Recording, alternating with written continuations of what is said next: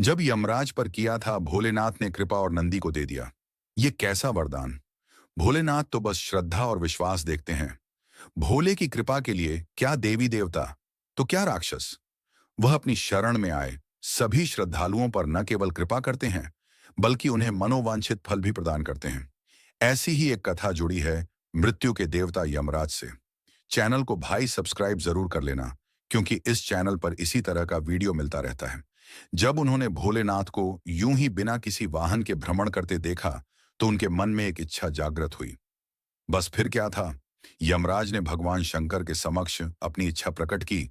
और फिर क्या हुआ, आइए इस अल के जरिए विस्तार पूर्वक जानते हैं। यूं ही नहीं यमराज ने भी किया था वर्षों का तप। यूं ही नहीं यमराज ने भी किया था वर्षों का तप।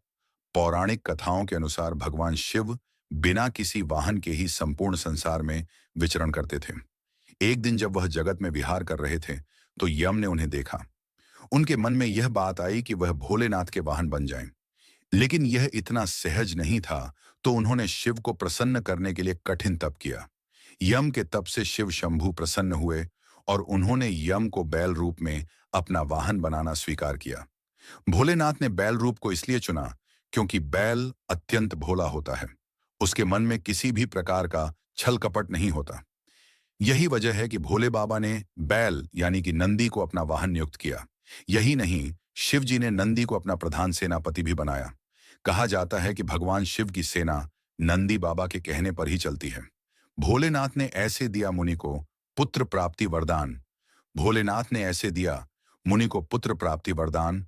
पौराणिक कथाओं के अनुसार पुरातन काल में एक शिलाद नाम के एक अर्षि हुए, जो कि पूर्ण रूप से प्रभु की पूजा में लीन रहने लगे थे।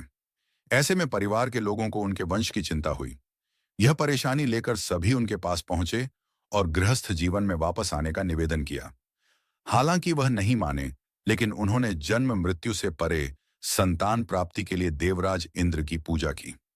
इंद्र प्रसन्न हुए तो, लेकिन ऐसी संतान का आशीर्वाद देने में असमर्थता जाहिर की।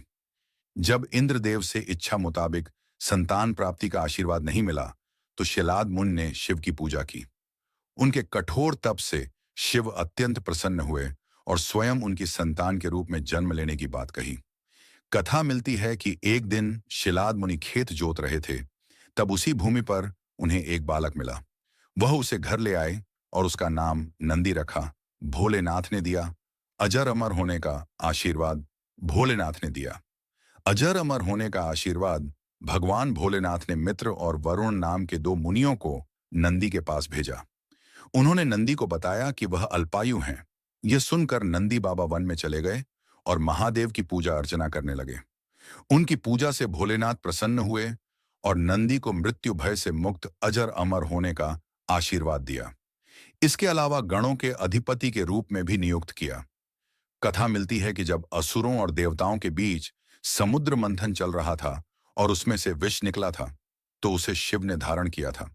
लेकिन विषपान के दौरान कुछ बूंदें जमीन पर गिर गई थीं और उन्हें नंदी ने अपनी जीभ से चाट लिया था।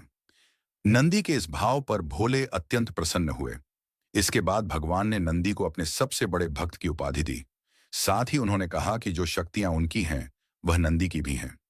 भोलेनाथ की कृपा पाने को ज्ञान स्वरूप तप और विष की बूंदें को चाटने की पवित्रता नंदी बाबा की महिमा को और भी बढ़ा देती हैं। इनसे लगाई गई अर्जी कभी खाली नहीं जाती। भोले बाबा ने नंदी को यह आशीर्वाद दिया था कि उनकी पूजा से पहले नंदी की पूजा की जाएगी। यही वजह है कि हर शिवालय में नंदी बाबा की मूर्ति जरूर होती है। यही नहीं, यह भी मान्यता है कि यदि आपको भोलेनाथ से कुछ मांगना है और आपने नंदी बाबा के कानों में सच्ची श्रद्धा, पवित्रता और अटूट निष्ठा से अपनी बात कह दी, तो वह भोलेनाथ तक जरूर अर्जी पहुंचा देते हैं।